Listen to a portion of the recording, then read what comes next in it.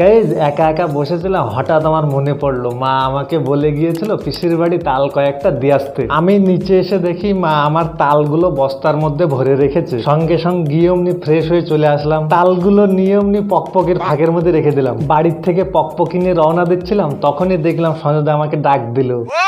সঞ্জয়দা বলল তুমি একটু দাঁড়াও, আমি ঘরের থেকে আসছি। এসেই অমনি দেখলাম একটা 10 টাকা হাতে ধরিয়ে দিল, বলল এটা তোমার পাওনা টাকা।